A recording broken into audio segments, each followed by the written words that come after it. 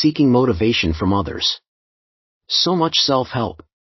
When I was younger, I spent a lot of time in the self-help aisle in bookstores. There were a lot more bookstore chains then, including Walden Books, B. Dalton and Borders, and a lot more Barnes Noble locations. I read books about relationships, communication, fitness, work, personal finance, and motivation. With each book I thought, aha, this is going to help me figure out what I want out of life and how to get it. I read the classics: How to Win Friends and Influence People, The Road Less Traveled, See You at the Top, I'm Okay You're Okay, The Power of Positive Thinking, and What to Say When You Talk to Yourself. They all had something to offer, and I applied their principles to my daily routine. I often found, though, that the results were fleeting or non-existent, which drove me back to the bookstore in search of the next best thing. Now, for those of you who have read these books or others like them and found them to have changed your lives, I couldn't be happier for you. They simply did not have that effect on me. I was trying to apply someone else's paradigm to my life, and despite best efforts, I wasn't seeing any results. Perhaps I was reading the wrong books or asking the wrong questions, but these books didn't help me figure out what I wanted from life and how to get it. Most of us have a desire to do great things with our lives, big, meaningful, amazing things, but we have a hard time getting from here to there. These books were not getting me from here to there, but that didn't stop me from reading more and more of them. I was sure I was about to stumble onto something big. Just one more book. Just one more. That book never came. Rags to Riches. The Horatio Alger story, Rags to Riches. The story transforms the American dream into dollars and cents. Work hard, think big, and financial success is around the corner. So many get-rich-quick schemes. Real estate, inventions, sales, investments. So many opportunities to make money fast, without much thought given to how you're making the money or to what end you're making it. There are so many stories turned into books and seminars and study guides about folks who had nothing but who had a dream and gumption and some luck and made it big. And if you buy their book or attend their conference, you too can make it big. There's no question that some of these stories are inspirational. They started with nothing, sometimes less than nothing, and they dug deep in themselves and pulled off what seems to be a miracle. They struck it rich. I can strike it rich too.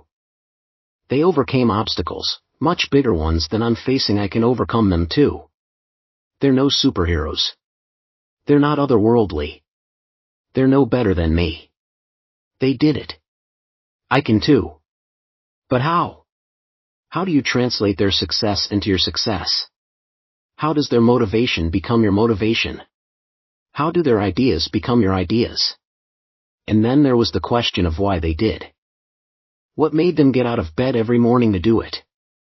I read a lot of their stories, and was moved by them, but I couldn't make their stories mine. Overcoming failure. Motivational speakers love to say we should embrace failure. Edison didn't invent the light bulb on the first try. Abraham Lincoln had his share of disappointments before being elected president. And how are we supposed to learn and grow and tackle big ideas without failure?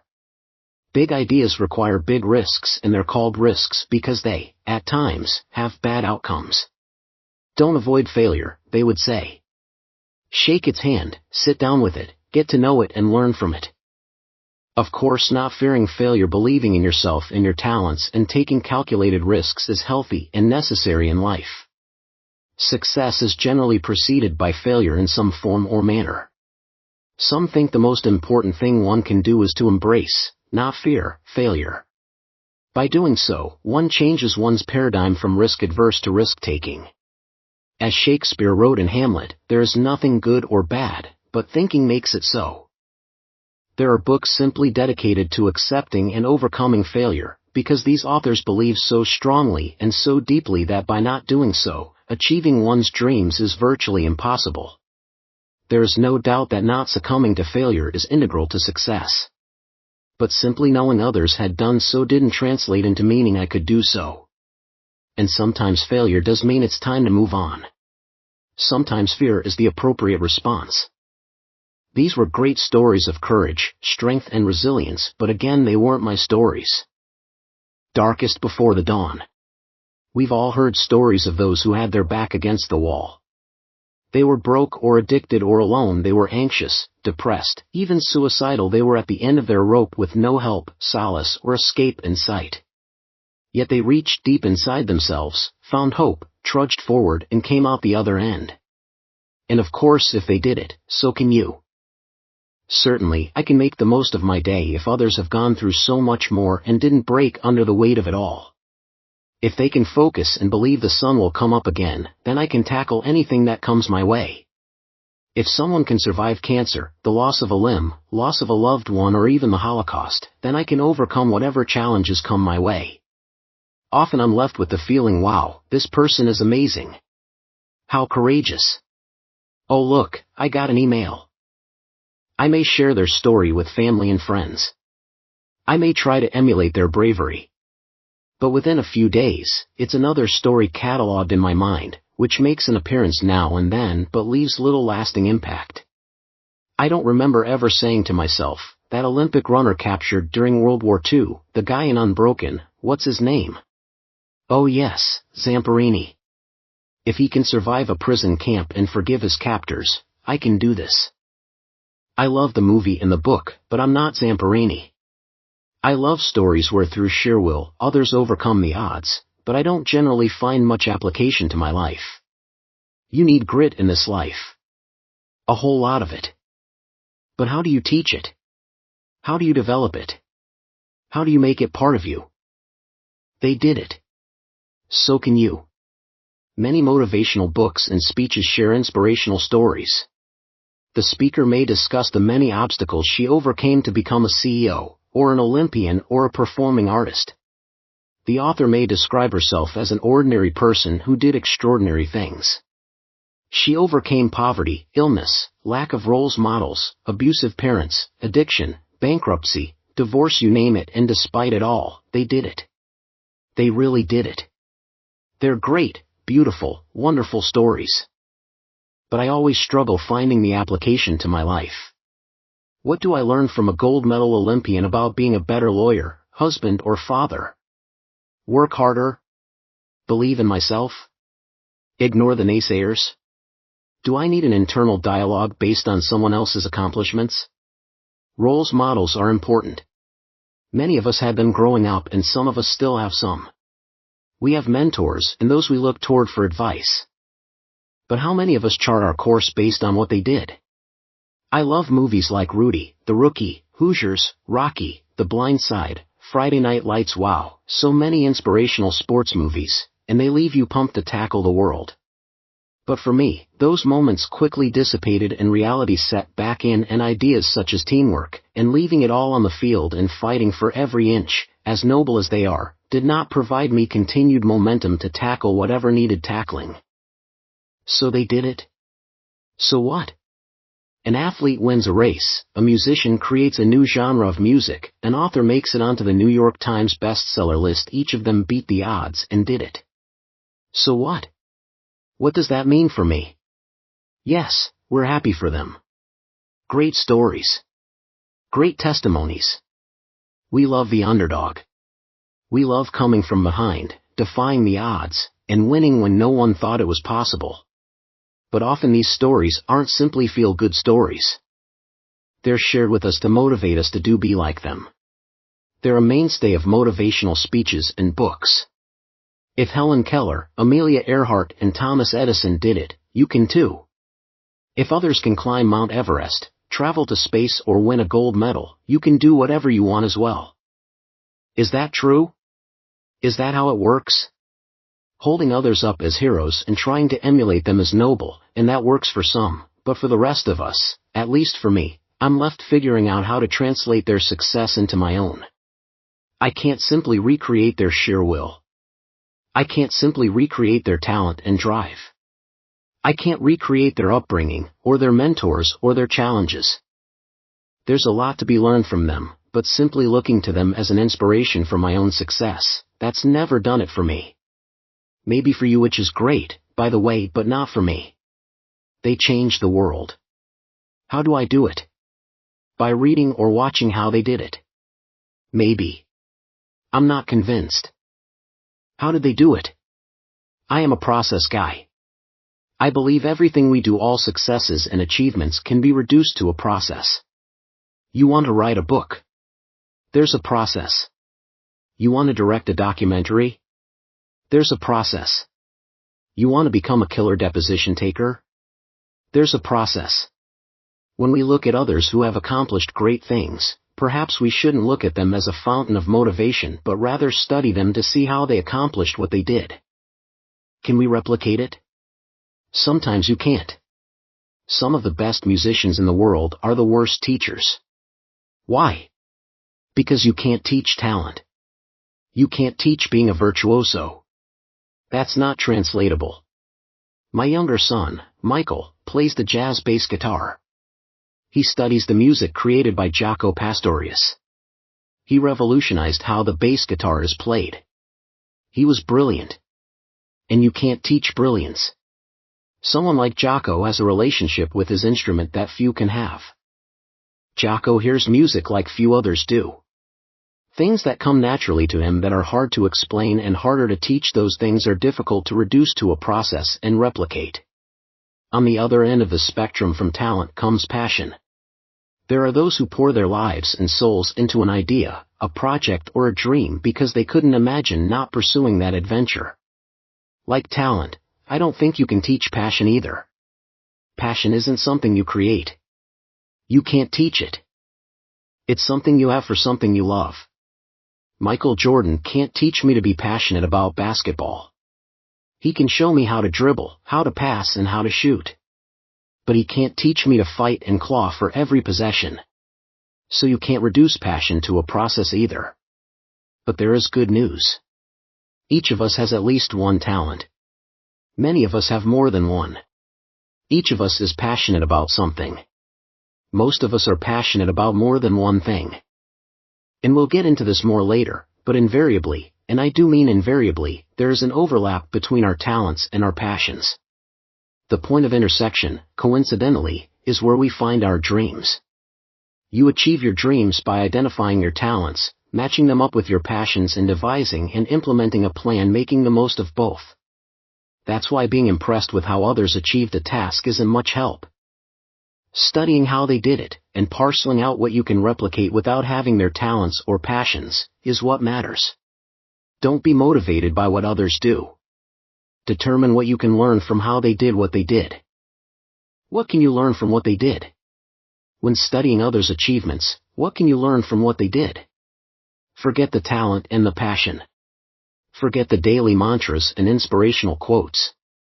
Forget the darkest before the dawn, and you too can overcome anything life puts in your way if you just believe in yourself. None of this is process-oriented. There are few takeaways here.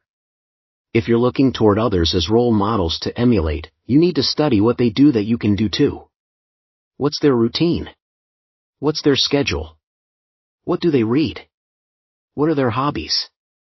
What organizations do they belong to? What do they do for those organizations? Being inspired by others is great.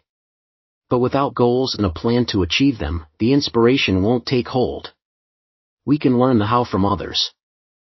We can't learn the why from them. Why we want to do something: be a great trial lawyer, lead an organization, write a book — that comes from us. The Olympian wanted to be an Olympian. The war hero wanted to fight for his country. The musician wanted to play music. They had a why. If you find your why, you won't need motivation. Your why is the motivation. What was their process? Success is generally preceded with a process.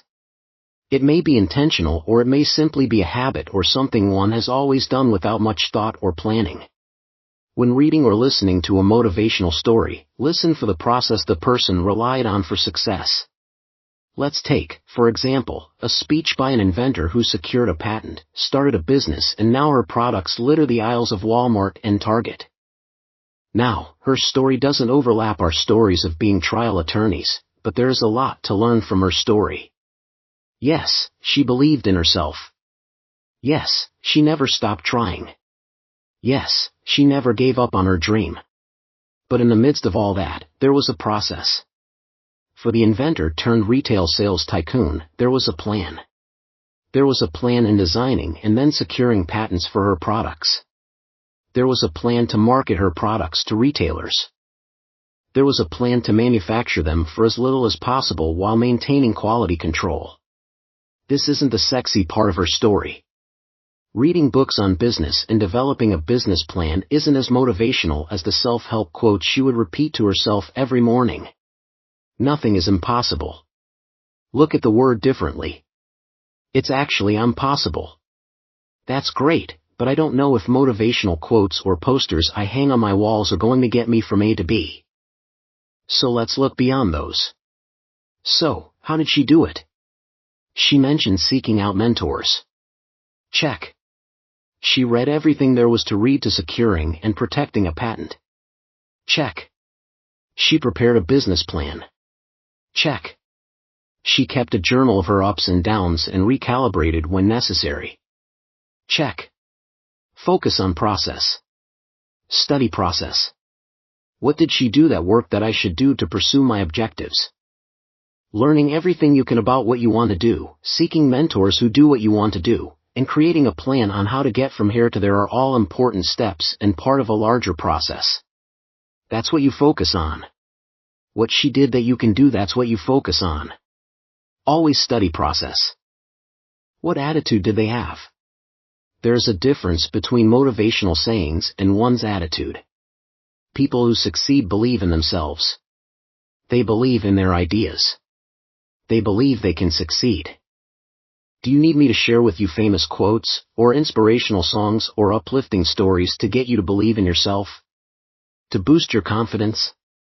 To convince you to take the hill? You have to tackle any project as if you've already done it 1,000 times, and that you've already succeeded, but the circumstances simply have not caught up to the success yet. People who succeed share this attitude. You have to believe in yourself, in your idea, in your plan, and in your process. Most every motivational book talks about this. How does the saying go? It's not your aptitude, but your attitude, that determines your altitude. How often have you heard someone say that? Include it in a book? Reference it in a seminar? How about some permutation of that? But you say, I don't have that attitude. How do I get it? Believe me when I say that you have a gift, you have a passion about that gift, and with the right plan, you can leverage that gift to fulfill a dream. Believe me when I say this. It's true. It's no less true than the law of gravity or that 2 2 is 4. Believe in this truth and you will have the attitude you need to succeed. What talents did they have? The sports, military, entertainment and business success stories all share something: a person with one or more talents who uses them to succeed. They identify their talents and work with and improve them to achieve their goals. Physical or performing arts talents likely aren't transferable to the practice of law or business. Being athletic or having a broad vocal range aren't going to help when trying a case or starting a business. Focus on those talents that would help you achieve your goals. Were they natural communicators? Leaders? Managers? Visionaries? What talents did they have that would help you? More importantly, which of these talents are ones you have? Once you identify the talents, study how they used them, applied them and developed them. When did the talents come in handy? How were they leveraged? How did they make the difference? Some of us look at talents narrowly. In fact, there is a wide spectrum of talents that play a role in helping you achieve your goals. A great memory is a talent. Humor is a talent. Empathy can be a talent. Networking. Critical thinking. Planning. Creativity. Imagination. Listening. These are all talents. Playing by ear and having a killer hook shot are not the only talents. When reading others' stories, identify all the talents, not just the obvious ones, determine if you have any of them, and see how others develop them so you can too. What were their goals? When reading or listening to motivational stories, study the individual's goals. What did they want to accomplish? How reasonable were their goals? How attainable were they? When did they think of their goals? How did they decide upon those specific goals? Why not other goals? What was the purpose behind those goals? Why those goals? Why were those goals important to them? They sat down, thought through what they wanted to achieve and wrote one or more goals on paper, typed them into their phones or on their computers or simply committed them to their heart and their memory. Why we do what we do, that's influenced by our talents and passions. Do any of their goals resonate with you? Are any of their goals your goals? Are any of their goals similar to yours? Any plan starts with a goal. You decide what outcome you want and create a plan on how to get there. So goal setting is the beginning of achieving your dreams. When reading motivational books, go beyond the person's sayings and focus on what the person wanted to achieve. What did she consider a win? What was the ideal outcome? Focus on the goals and everything that went into deciding upon them, shaping and molding them, and finally deciding this is it. This is what I want, hell or high water. This is what I'm going to sacrifice for, take risks for, and stake my time and resources on. This is where it all begins. What was their plan? Goals without plans are just dreams. They're pleasant thoughts of what I may do someday when I have more time, or energy, or money, or desire. Goals are the target. Without them, you never have a target to shoot at. But without a plan, you may have a target, but the odds of hitting it are low. To get from here and there, you need a map. Otherwise you're wasting time, energy, and money. When reading about others' accomplishments, study what their plans were. After they defined their goals, what plan did they create for themselves to achieve them? Before starting a business, you develop a business plan. You spell out how your business is going to succeed. When you embark on a personal goal, being an effective trial lawyer, developing a book of business, becoming an author, or meeting a need in your community, you need to create a step-by-step plan on achieving that goal. Study others' plans. Sometimes they get lost in all the motivational quotes and sayings, because to be blunt, plans aren't sexy. They take time and hard work and a lot of thinking and talking through and revisions. They generally get little attention in the biopics. But they're there. If you look carefully, they're there. It usually involved a routine, something they did every day to get closer to their goals. It usually involved a mentor, someone to help them realize their goals. It usually involved planned setbacks. They knew they would face obstacles, and planned on moving forward despite them. There was a road they laid out for themselves to get to the destination. Study those roads. You may need to take similar ones on the way to your destinations. What was their process? I'm a process person. I believe everything we do, take an effective deposition, learn to play an instrument, becoming a leader, can be reduced to a process that can be followed by others to achieve the same outcomes.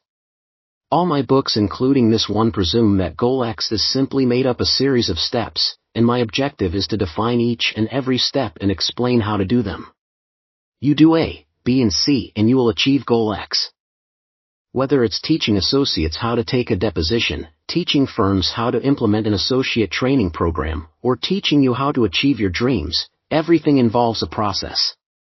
Sometimes it's obvious. Sometimes it's not. But when studying how others do what they do and how they do it well, look closely at all the barely visible steps that, when done together, achieve the goal. Henry Ford transformed the craft of making a car into a series of steps on an assembly line, turning a craft into a semi-skilled job. Be Henry Ford when looking at others' stories and spell out for yourself the steps they took.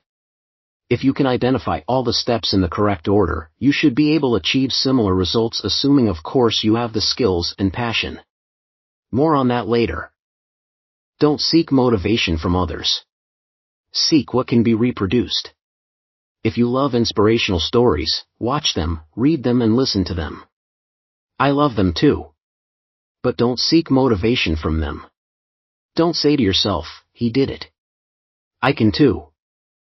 Don't memorize their quotes or sayings. The character Rocky Balboa gave some inspirational speeches in his 6+ movies, 7, including Creed. His inspirational speech to his son in Rocky Balboa has close to 10 million downloads. He tells his son life is hard. It's not all sunshine and rainbows. That life hits hard. Life hits all as hard. And what separates winners is their ability to get hit and keep getting hit and keep going. If you're familiar with the Rocky movies, you remember what a beating he took at the hands of Apollo Creed, Clubber Lang and Ivan Drago, among others. He took hit after hit and overcame them. So the speech to his son is grounded in the character's own experience. Great story. Great speech. But when you're questioning your goals and your plan, when you're wondering if you can fulfill the dreams you set out to achieve, are you going to be relying on Rocky Balboa to get you through? What can we learn from that character? He always out-trained, outworked and outsmarted his opponents. If you want to take anything from inspirational stories, take what you can reproduce, i.e., outwork your competition and apply it to your circumstances. You can replicate that. Replicating another's motivation is much more difficult to do.